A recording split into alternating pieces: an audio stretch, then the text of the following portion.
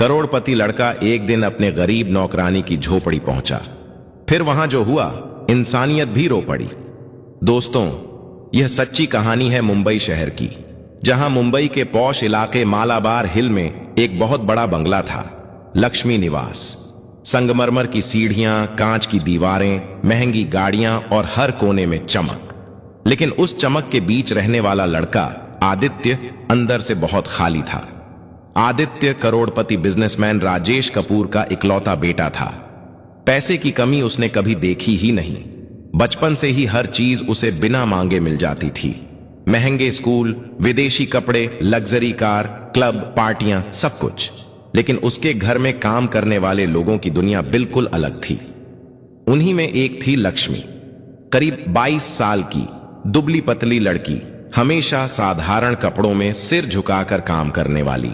वो रोज सुबह सबसे पहले आती, चुपचाप झाड़ू पोंछा करती, बर्तन धोती, कपड़े साफ करती और बिना किसी से ज्यादा बात किए शाम से पहले चली जाती। घर के बाकी नौकर उससे मजाक करते, कभी डांटते, कभी काम टाल देते, लेकिन उसने कभी शिकायत नहीं की। एक दिन किचन में काम करते हुए बूढ़ी कुक शांतिबाई बोली, अरे लक्ष्मी, तू इतनी जल्दी क्यों भागती है? रोज थोड़ा आराम भी कर लिया कर। लक्ष्मी बस हल्का सा मुस्कुराई। घर पर मां अकेली होती है और छोटा भाई भी। बस इतना कहकर वह फिर काम में लग गई। आदित्य ने उसे कई बार देखा था, लेकिन कभी ध्यान नहीं दिया। उसके लिए घर के नौकर सिर्फ काम करने वाले लोग थे, इंसान नहीं। लेकिन एक चीज अलग थी, लक्ष्मी कभी किसी चीज को हाथ भी नहीं लगाती थी जो उसकी नहीं हो। कई बार पैसे खुले पड़े रहते, महंगा सामान सामने होता, मगर उसकी नजर भी नहीं जाती। एक बार आदित्य की महंगी घड़ी सोफे के नीचे गिर गई थी। शाम को उसने ढूंढी तो नहीं मिली। उसे लगा किसी ने चुरा ली। तभी लक्ष्मी धीरे से आई और बोली, साहब, यह सोफे के नीचे थी। उसने घड़ी दोनों हाथों से आगे कर दी। आदित्य ने बिना धन्यवाद बोले घड़ी ले ली, बस हल्का सा सिर हिलाया। लेकिन जाते जाते पहली बार उसने सोचा, अजीब लड़की है। दिन बीतते गए। फिर अचानक एक दिन लक्ष्मी काम पर नहीं आई। पहले दिन किसी ने ध्यान नहीं दिया, दूसरे दिन भी नहीं आई तो मैनेजर रमेश चिल्लाने लगा, आजकल के लोग भरोसे के लायक नहीं होते, पैसे मिलते हैं फिर भी काम छोड़ देते हैं। तीसरे दिन भी वह नहीं आई। अब घर में परेशानी होने लगी, काम बढ़ गया, सब चिड़चिड़े हो गए।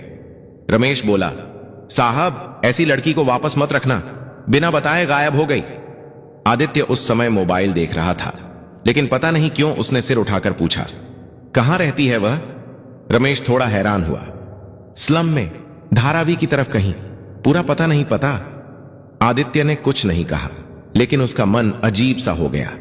उसे याद आया, वो लड़की कभी छुट्टी नहीं लेती थी, कभी बहाना नहीं बनाती थी, फिर अचानक गायब क्यों हो गई?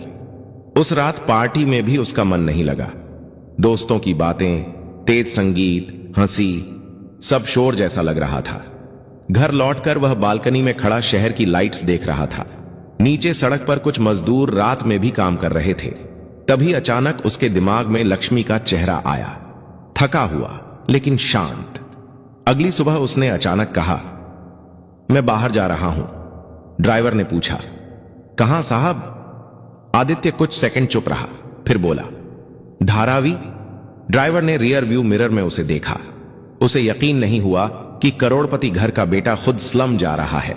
जैसे जैसे कार उस इलाके की तरफ बढ़ी, सड़कों की चौड़ाई कम होती गई, चमक गायब होती गई और बदबू, भीड़ और टूटे घर दिखने लगे। आदित्य पहली बार इस दुनिया में आया था। कार अंदर नहीं जा सकती थी, इसलिए उसे पैदल जाना पड़ा। चारों तरफ संकरी गलियां, गंदा पानी, टीन की छतें, नंगे पांव बच्चे, बीमार बूढ़े, यह सब उसके लिए किसी दूसरी दुनिया जैसा था।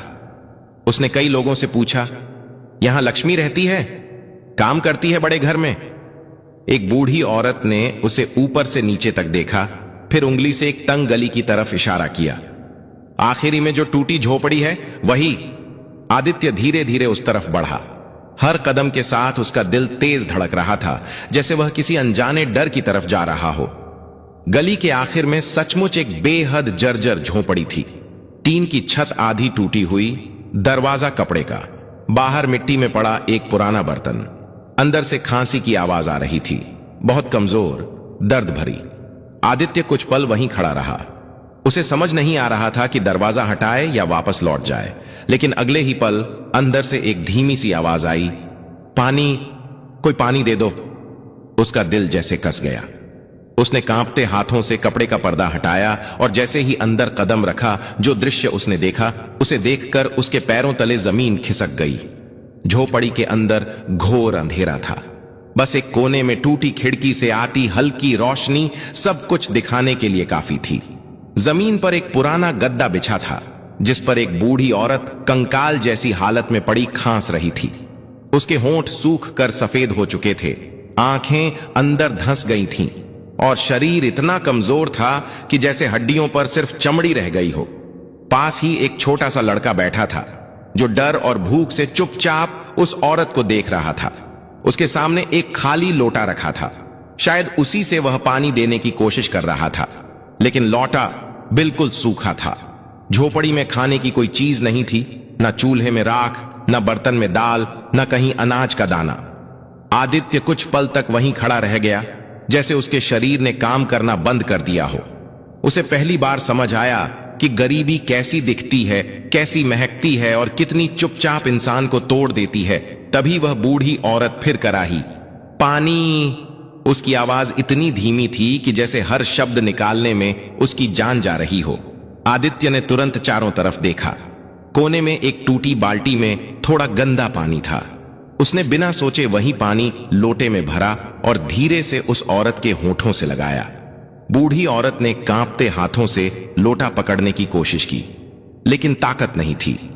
आदित्य ने ही सहारा देकर उसे पानी पिलाया। पानी के 2 घूंट अंदर जाते ही उसकी आंखों से आंसू बहने लगे, जैसे किसी ने उसे नई जिंदगी दे दी हो। तभी झोपड़ी के दरवाजे पर आहट हुई। आदित्य ने पलटकर देखा, दरवाजे पर लक्ष्मी खड़ी थी। उसके हाथ में दवाई का छोटा सा पैकेट और आधा भरा पानी का बोतल था। उसे सामने आदित्य को देखकर ऐसा लगा जैसे उसकी सांस रुक गई हो। कुछ पल तक दोनों बस एक दूसरे को देखते रहे। लक्ष्मी की आंखों में डर, शर्म और घबराहट सब एक साथ था। उसने जल्दी से अंदर आकर बोतल जमीन पर रख दी और मां के पास बैठ गई। मां, पानी ले आई हूं। उसकी आवाज कांप रही थी। फिर धीरे से उसने मां का सिर अपनी गोद में रखा और बोतल से पानी पिलाने लगी। बूढ़ी औरत ने मुश्किल से आंखें खोलकर बेटी को देखा, जैसे उसे पहचानने में भी ताकत लग रही हो। आदित्य अभी भी स्तब्ध खड़ा था। उसे समझ नहीं आ रहा था कि क्या कहे, क्या पूछे। यह वही लड़की थी जो उसके घर में चुपचाप काम करती थी और यहां उसकी जिंदगी इतनी भयानक हालत में थी। उसने धीमी आवाज में पूछा, तुम काम पर क्यों नहीं आई? लक्ष्मी ने उसकी तरफ देखे बिना जवाब दिया, मां, बीमार है, बस इतना ही। उसके शब्द छोटे थे, लेकिन उनमें इतना दर्द था कि आदित्य के पास आगे कुछ पूछने की हिम्मत नहीं बची। तभी छोटा लड़का धीरे से बोला, दीदी, भूख लगी है।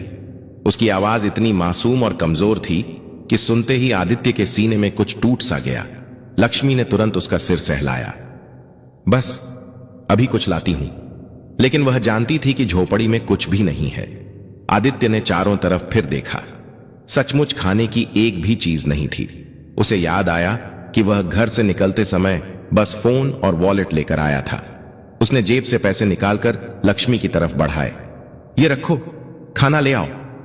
लक्ष्मी ने तुरंत हाथ पीछे कर लिए, जैसे पैसे छूना भी गलत हो। नहीं साहब, मैं संभाल लूंगी। उसकी आवाज में विनम्रता थी, लेकिन स्वाभिमान भी उतना ही मजबूत था। आदित्य को पहली बार समझ आया कि गरीबी इंसान को छोटा नहीं बनाती, हालात बनाते हैं। उसने थोड़ा सख्त होकर कहा, यह मदद नहीं है, अभी जरूरत है। लक्ष्मी ने कुछ नहीं कहा। उसकी आंखों में आंसू भर आए, लेकिन उसने पैसे फिर भी नहीं लिए। तभी बूढ़ी औरत ने कमजोर आवाज में कहा, ले ले बेटा, बच्चे भूखे हैं। यह सुनते ही लक्ष्मी टूट गई। उसने कांपते हाथों से पैसे ले लिए और सिर झुका लिया। उसकी आंखों से आंसू टपक कर जमीन पर गिर रहे थे। आदित्य को ऐसा लगा जैसे उन आंसुओं की आवाज पूरे कमरे में गूंज रही हो। उसने तुरंत कहा, मैं बाहर से खाना लेकर आता हूं। बिना जवाब का इंतजार किए वो बाहर निकल गया। गली में आते ही उसे लगा जैसे सांस लेना मुश्किल हो रहा है। कुछ ही देर पहले वह जिस दुनिया से आया था वह अब बहुत दूर लग रही थी। उसने पास की दुकान से जितना मिल सकता था सब खरीद लिया।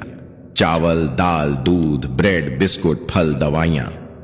दुकानदार भी हैरान था कि इतना महंगा कपड़े पहना लड़का स्लम में इतना सामान क्यों खरीद रहा है। जब वह वापस झोपड़ी में पहुंचा तो छोटा लड़का उसकी तरफ ऐसे देख रहा था जैसे किसी फरिश्ते को देख रहा हो। लक्ष्मी ने चुपचाप सामान लिया और तुरंत चूल्हा जलाने लगी। थोड़ी ही देर में झोपड़ी में पहली बार खाने की खुशबू फैलने लगी। बूढ़ी मां की आंखों में भी चमक लौट आई और छोटा भाई चुपचाप बैठा इंतजार करने लगा। आदित्य दरवाजे के पास खड़ा यह सब देख रहा था। उसे पहली बार लगा कि असली खुशी क्या होती है, जब कोई भूखा पेट भरकर खा सके। जब खाना तैयार हुआ तो लक्ष्मी ने सबसे पहले मां को खिलाया, फिर भाई को और सबसे आखिर में खुद खाने बैठी। आदित्य ने पूछा, तुमने पहले क्यों नहीं खाया? उसने बस इतना कहा, इनके बिना मेरा पेट कैसे भर सकता है। यह सुनकर आदित्य के अंदर कुछ गहराई से हिल गया।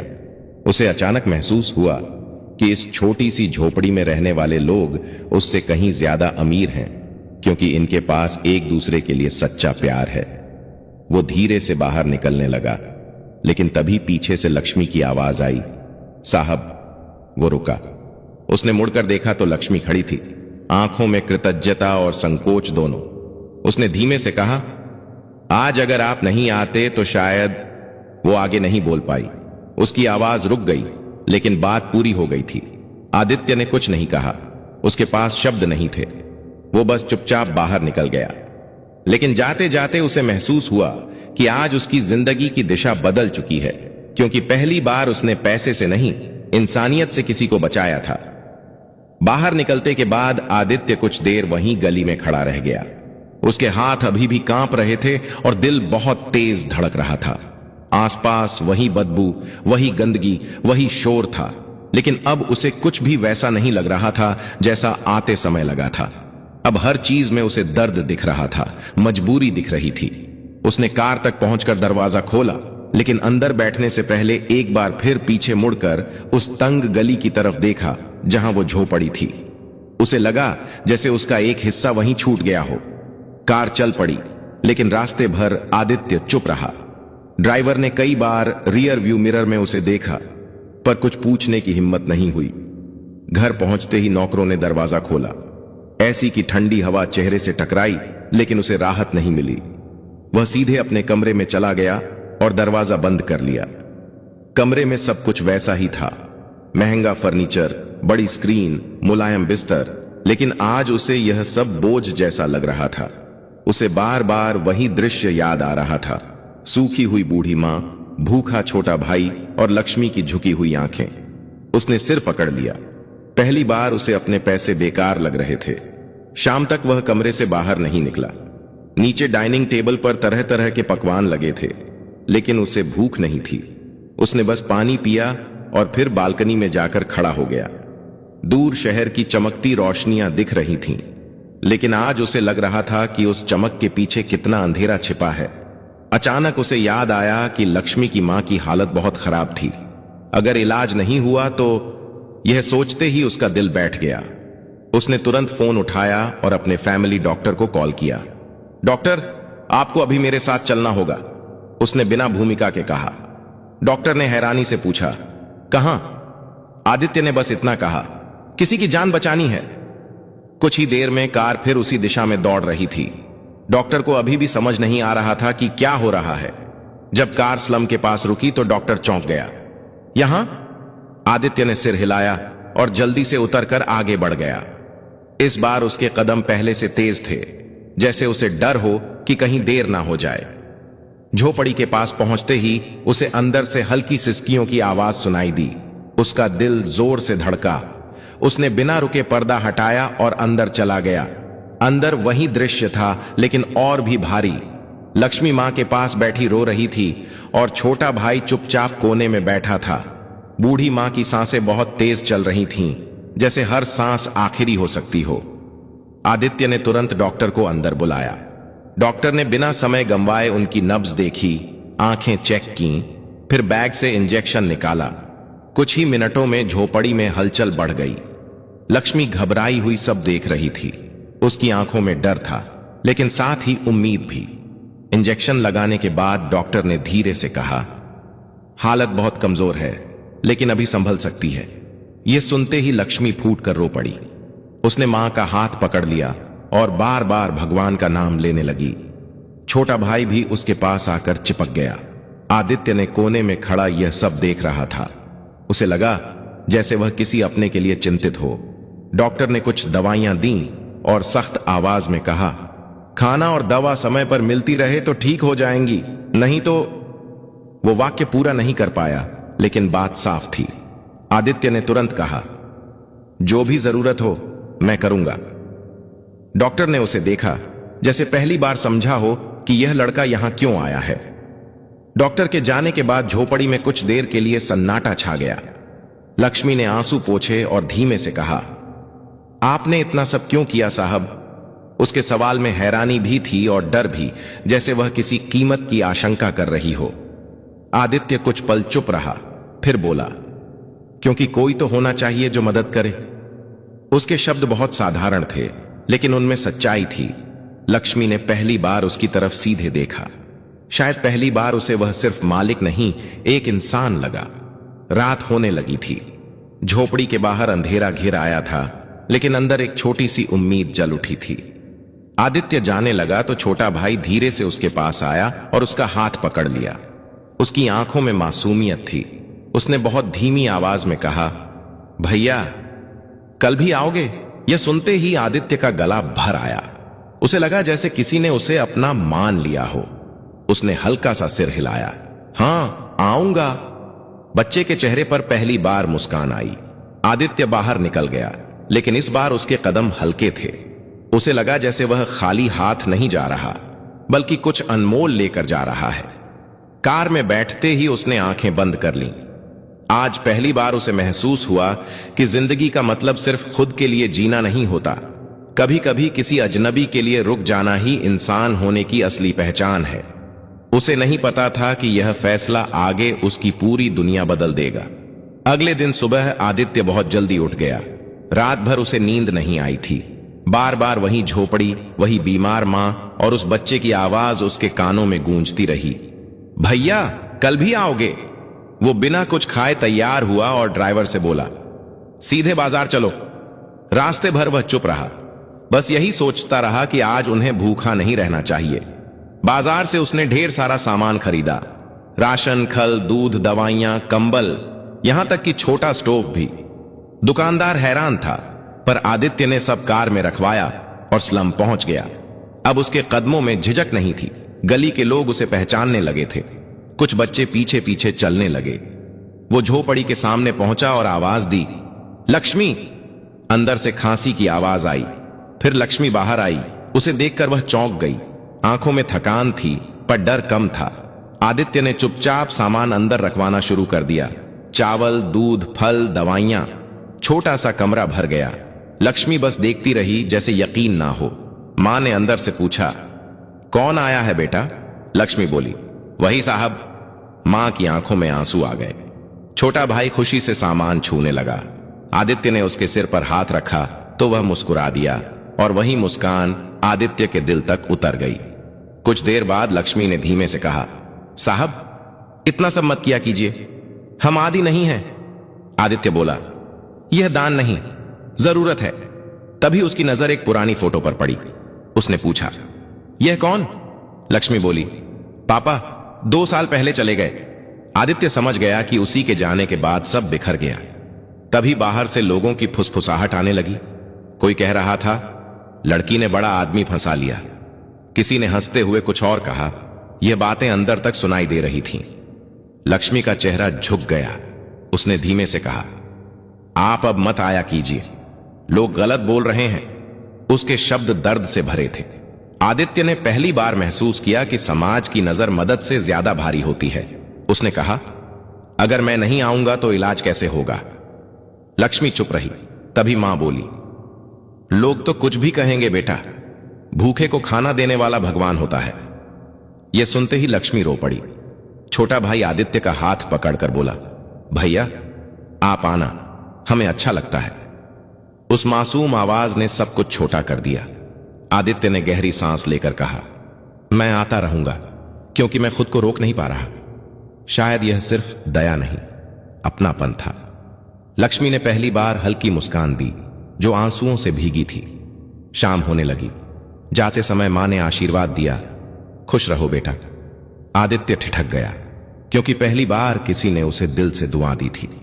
वह बाहर निकला तो गली में खड़े लोग चुप हो गए। इस बार उसे किसी की परवाह नहीं थी। कार में बैठते ही उसे महसूस हुआ कि वह बदल चुका है। अब वह वही लापरवाह अमीर लड़का नहीं रहा। उसे नहीं पता था कि आगे क्या होगा, लेकिन इतना समझ गया था कि अब वह इस परिवार से खुद को अलग नहीं कर पाएगा। खैर दोस्तों, दिन बीतते गए और आदित्य का वहां आना उस झोपड़ी की जिंदगी का हिस्सा बन गया। अब वह सिर्फ सामान नहीं, अपना समय लेकर आता था। कभी दवा देता, कभी खाना बनवाता, कभी छोटे भाई को पढ़ाता, तो कभी बूढ़ी मां के पास बैठकर बातें करता। धीरे धीरे मां की हालत सुधरने लगी और झोपड़ी में पहली बार उम्मीद दिखने लगी। लेकिन आदित्य के घर में बदलाव साफ नजर आने लगा। उसके पिता ने पूछ लिया, कहां जाते हो रोज? आदित्य ने शांत होकर कहा, एक परिवार की मदद करने। पिता हंस पड़े, दुनिया के सारे गरीबों की जिम्मेदारी ले ली क्या? यह सुनकर आदित्य चुप हो गया, पर अंदर कुछ टूट गया। एक शाम जब वह झोपड़ी पहुंचा तो माहौल भारी था। लक्ष्मी चुप, भाई चुप और मां की आंखों में आंसू। उसने पूछा, क्या हुआ? लक्ष्मी बोली, मकान मालिक झोपड़ी खाली करने को कह रहा है। पैसे नहीं दिए तो निकाल देगा। अगले ही दिन आदित्य ने पैसे देकर कागज बनवा दिया कि उन्हें कोई नहीं निकाल सकता। जब वह खबर लेकर आया तो भाई खुशी से उछल पड़ा।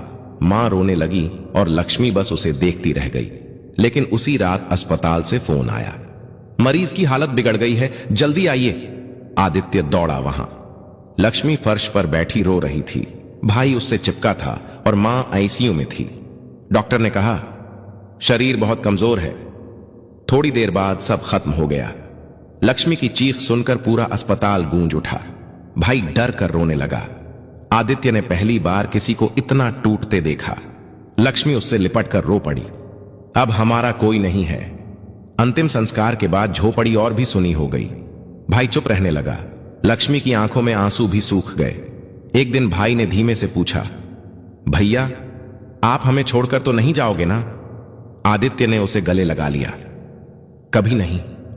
उसी पल उसे महसूस हुआ कि यह सिर्फ मदद नहीं, रिश्ता बन चुका है। उसने कहा, अगर चाहो तो तुम दोनों मेरे घर चल सकते हो। वहां पढ़ाई भी होगी और कोई परेशान नहीं करेगा। लक्ष्मी ने भाई की तरफ देखा, उसकी उम्मीद भरी आंखें देखीं और चुपचाप सिर हिला दिया। कुछ महीनों बाद वही लक्ष्मी निवास बदल चुका था। भाई स्कूल जाने लगा, लक्ष्मी घर संभालने लगी और आदित्य सच में खुश रहने लगा। एक दिन बालकनी से नीचे खेलते बच्चे को देखकर वह मुस्कुराया। उसे समझ आ गया कि असली अमीरी पैसे में नहीं, अपने लोगों में होती है। तभी पीछे से लक्ष्मी ने चाय दी। उनकी आंखें मिली, बिना झिझक, बिना दूरी, सिर्फ अपनापन। मुंबई की वही चमकती रात थी, वही ऊंची इमारतें, लेकिन अब आदित्य के दिल में अंधेरा नहीं था, क्योंकि एक गरीब नौकरानी की झोपड़ी ने उसे वह सिखा दिया था जो करोड़ों रुपए नहीं सिखा पाए, कि इंसानियत ही सबसे बड़ी दौलत होती है। इस कहानी से हमें सीख मिलती है कि इंसान की पहचान उसके पैसे या स्टेटस से नहीं, बल्कि उसके दिल से होती है। अमीरी गरीबी से नहीं, बल्कि दूसरों के दर्द को समझने की क्षमता से इंसान बड़ा बनता है। सच्ची मदद सिर्फ पैसा देना नहीं, बल्कि मुश्किल समय में किसी के साथ खड़ा होना है। जब हम किसी और की जिंदगी संवारते हैं, तभी हमारी अपनी जिंदगी भी बदलती है। लेकिन अब आप बताइए, अगर आप आदित्य की जगह होते तो क्या आप भी उस झोपड़ी तक जाते? क्या आप किसी अनजान गरीब परिवार की जिम्मेदारी उठाने की हिम्मत कर पाते जब समाज उल्टी बातें करता? और आपके अनुसार इस कहानी में सबसे बड़ा त्याग किसका था, आदित्य का या लक्ष्मी का? और अगर कहानी ने आपके दिल को छुआ हो तो इसे जरूर लाइक करें, अपने दोस्तों और परिवार के साथ शेयर करें, ताकि इंसानियत की यह कहानी ज्यादा से ज्यादा लोगों तक पहुंच सके। ऐसे ही सच्ची, भावुक और दिल को छू लेने वाली कहानियां सुनने के लिए चैनल डार्क स्पायर दृष्टि को सब्सक्राइब करना ना भूलें। मिलेंगे अगली कहानी में। तब तक अपना ख्याल रखें।